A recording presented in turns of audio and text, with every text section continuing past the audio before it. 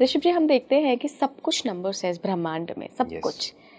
Astrology को अगर हम देखें, वहाँ भी नंबर्स का खेल है, क्योंकि ऑब्वियसली अपना बर्थ चार्ट देखते हैं तो नंबर्स ही होते हैं राशि के रूप में। Correct. ऐसे ही कुछ नंबर मैं देखती हूँ सूर्य यंत्र, चंद्र यंत्र और जितने यंत्र चाहे वो श्री यंत्र हो, इनमें भी दिखते हैं। तो क्या यहाँ भी न्यूमरोलॉजी का ही पर्सपेक्टिव है या फिर ये अलग कोई चीज़ है? देखो जी, यूनिवर्स की जो लैंग्वेज है that is only either shapes और नंबर्स, आकार या अंक। ये है पूरा एक, आप कह लीजिए, existence of vastu, astrology, numerology. क्योंकि हमने जब पढ़ा, डिस्टेंस पढ़ा कि प्लैनेट्स का कितना है, ग्रेविटेशनल पुल कैसा है, जी।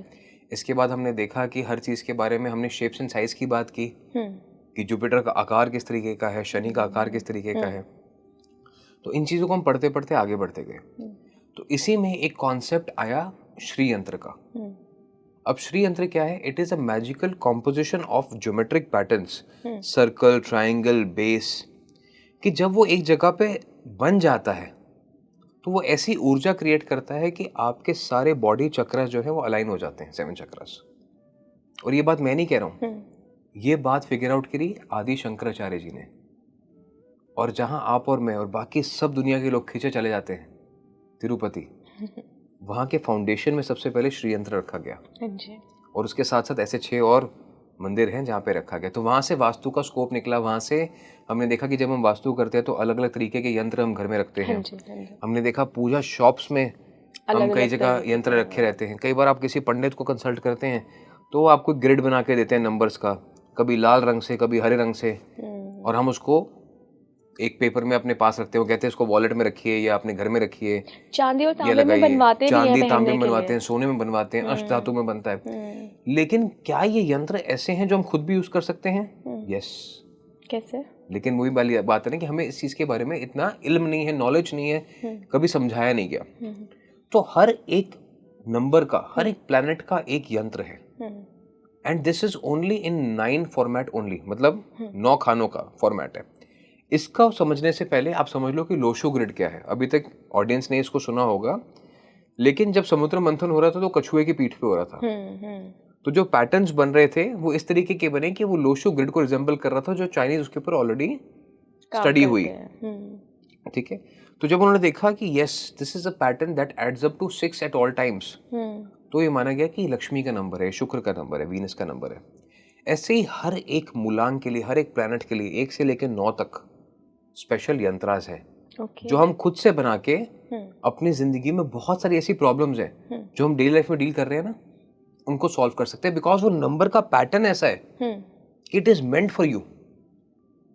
तो ऐसा कहा जा सकता है कि 1 to 9 जिसका भी जो मूलांक है 9 नंबर्स में, उनके लिए स्पेशली डिजाइंड एक यंत्र है जो उसमें नंबर्स लिखे हुए हैं। मान लीजिए मूलांक मेरा 1 है, तो मेरे लिए कौन सी ग्रिड चलेगी? आप बिल्कुल ठीक कह रहे हैं। तो आपने जो कहा, अगर किसी का मूलांक 1 है तो यानी 1, 10, 19, 28, या किसी का भाग्यांक 1 है, टोटल डेट ऑफ बर्थ का DD plus MM plus YYYY, यानी डेट प्लस मंथ प्लस जिस साल में पैदा हुए हैं, उसका टोटल अगर सिंप्लीफाई करके एक नंबर पे आ रहा है तो भी, या इसके बाद अगर आप सिंह राशि हैं, अच्छा वो भी आएगा फर्स्ट हाउस में अगर आपके लियो है, या अगर आपका पर्सनल ईयर नंबर 1 चल रहा है। पर्सनल ईयर का मतलब है date plus month plus this year, या इसके अलावा अगर आपकी सूर्य की महादशा चल रही है तब भी, तो भी आप इस ग्रिड को यूज कर सकते हैं। तो कितनी सारी जगहों पे काम आ सकता है।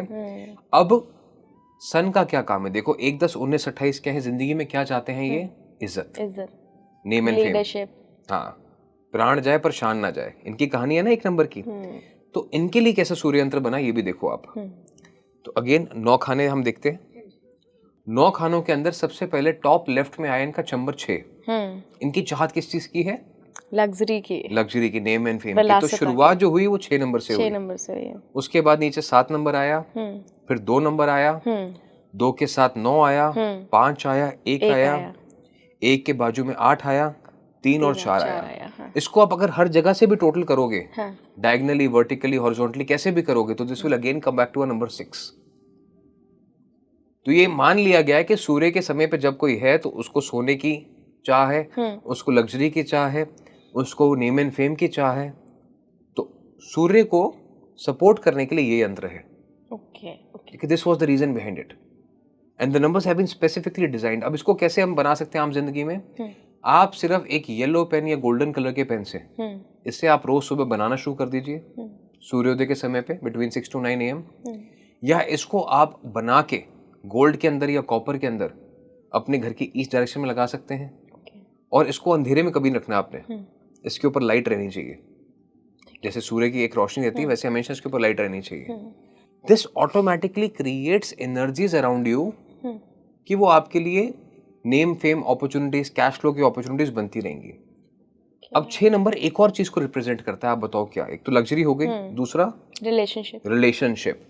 अब सूर्य जो है अकेला है, सबसे दूर है, उसको क्रेव ही रिलेशनशिप्स की है।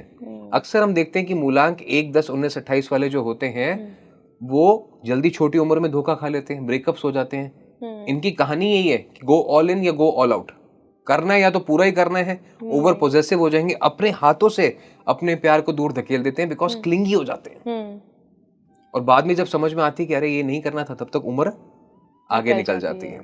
ऐसी सूर्य की महादशा एक ऐसी महादशा है जहाँ पे आपकी पेरेंट्स की हेल्थ को दिक्कत होती है। सर ये महादशा आप न्यूमरोलॉजी के हिसाब से बता रहे हैं? सूर्य महादशा जो होगी हमेशा एस्ट्रोलॉजी के चार्ट के हिसाब से होगी। न्यूमरोलॉजी में पिनिकल्स होते हैं, पिनिकल्स की एक अलग कहानी है। हाँ जी। पर हाँ, वहाँ ऑडियंस कंफ्यूज हो जाएगी। लेकिन हर किसी को ये पता होता है, हर किसी की बस कुंडली होती है तो उसमें पढ़ सकता है कि मेरी कौन सी महादशा चल रही है। ठीक है। तो सूर्य की महादशा एक ऐसी महादशा होती है जहाँ पे पेरेंट्स की हेल्थ पे कई बार क्वेश्चन मार्क आता है। अक्सर जो 6-7 साल होते हैं सूर्य महादशा के, उसमें हम कई बार अपने पेरेंट्स को खो भी देते हैं। अब जरूरी नहीं कि हर कोई खो दे, लेकिन मैक्सिमम चांसेस में ऐसे कई बार केसेस बनते हैं क्योंकि सूर्य जो है अकेला है ना, रिलेशनशिप्स खराब है। तो ये जो यंत्र है, क्योंकि it is adding up to number 6, तो ये कहीं ना कहीं आपके ऑरा को, आपकी एनर्जीज को ऐसे बैलेंस करके रखता है कि आपके रिश्ते भी ठीक चलते हैं। तो एक कैश फ्लो का भी काम किया, एक रिलेशनशिप का भी काम किया। तो इनके लिए तो दोनों तरफ से तो it's a two edge sword. But देखो कितनी हिडन साइंस है कि हमें आज तक पता ही नहीं था कि हम सूर्य यंत्र को अपने लिए यूज कर सकते हैं।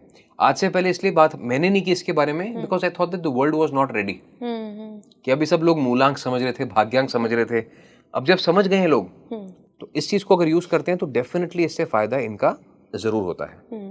तो ये सर एक बात यहाँ पर ये भी आती है कि किस उम्र से शुरू करें, क्योंकि एक बच्चा जो अभी 1 साल का है, मान लीजिए उसका मूलांक 1 है, तो क्या उसके लिए भी ये यंत्र काम करेगा या फिर इसकी एक सर्टेन एज है कि जब आप अपनी कॉम्पिटिटिव उम्र में आए, जब पढ़ाई लिखाई का टाइम आया, तब से ही आप यूज़ करें? देखो मैं कहता हूँ remedies should only be used when the time requires it to use it. है ना, कि आपको सब कला आनी चाहिए लेकिन आपको सही समय पे यूज करनी भी आनी चाहिए। तो जब आपके एग्जामिनेशन है, कॉम्पिटिटिव एग्जाम्स हैं, इंटरव्यू में जा रहे हैं, तैयारी कर रहे हैं, जिंदगी में डाउनफॉल फेस कर रहे हैं, एंग्शियस माइंडसेट, हर किसी को पता होता है मेरा समय ठीक नहीं चल रहा, उस टाइम पे यू नो कि मुझे क्या करना है। सो बिफोर गोइंग एनीथिंग, जैसे हम घर में अगर हमारी तबीयत खराब है तो पहली चीज क्या करते हैं, हम थर्मोमीटर चेक करते हैं, बीपी चेक करते हैं, और घर में क्रोसिन पड़ी होती है वो लेते हैं। तो दिस इज फर्स्ट एड कि जिससे पहले मैं किसी एस्ट्रोलॉजर के पास जाऊं, न्यूमरोलॉजिस्ट के पास जाऊं, मैं कुछ सोचूं, साइकोलॉजिस्ट के पास जाऊं, I should start making it. Do I feel better? क्या ये मेरे को एक ग्रेविटेशनल पुल की वजह से हो रहा है कि वाकई मेरे अंदर कोई दिक्कत परेशानी है? और वो है भी तो उसको जल्दी सॉल्व कर पाओगे। अगर रोजमर्रा की जिंदगी में रेमेडीज ही करते हैं तो जिंदगी कब जिएंगे?